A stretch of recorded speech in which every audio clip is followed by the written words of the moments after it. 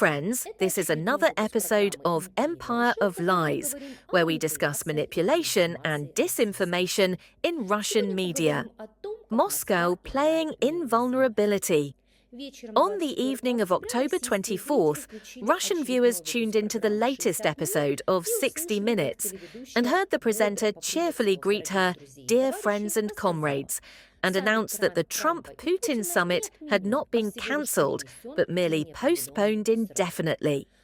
This phrase, thrown between new sanctions, threats and declarations of Russia's unwavering strength, became emblematic of the Kremlin's entire rhetoric. Russia isn't losing, but merely postponing victory. This short broadcast forms the basis of an entire ideological construct that Russian television methodically instills in the minds of its viewers. The gist is simple. The world is against Russia, but Russia is holding on. The US and Europe are delighted by the escalation. Senate terrorists are threatening India and China with tariffs, and Putin is calm. Sanctions are not a problem. Even the postponement of talks with Trump is transformed not into a diplomatic failure, but into proof that Moscow is not succumbing to external pressure. What's remarkable about this episode isn't the cliché itself, but the logic it conceals. Russian propaganda no longer tries to convince the world of its own rightness. It's enough to convince its own audience that isolation and sanctions are only strengthening the country. Western economic measures are presented here as a backdrop for domestic moral superiority. They're imposing sanctions, which means we're strong. Even Trump's irritation, as the host points out, is used as proof of the enemy's weakness. He's angry, which means he can't win. Washington itself isn't abandoning a meeting between the Russian and US presidents, White House spokesperson Caroline Leavitt officially told reporters.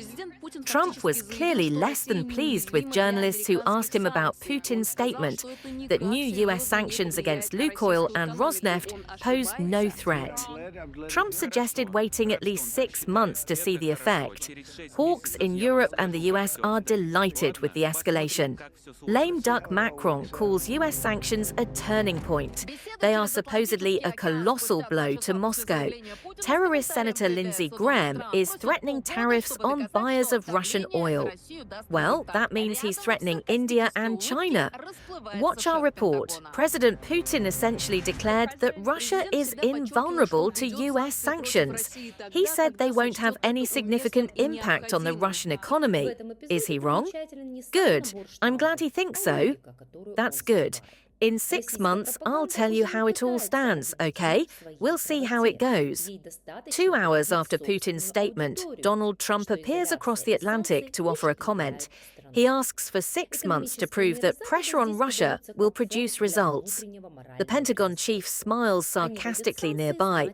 The president has always emphasized that he will impose sanctions against Russia when he deems it appropriate and necessary. At the same time, 60 Minutes does what Russian television does best. It replaces cause with effect. Sanctions were announced because Russia shows no interest in peace. But on air, this is transformed into a narrative about Western aggression and how Moscow will never bow to pressure. Trump, who speaks of the need for real steps toward peace, is presented as an irritated, confused politician, while Putin is portrayed as a calm leader, confident in his own rightness. This construct only works within a vicious circle.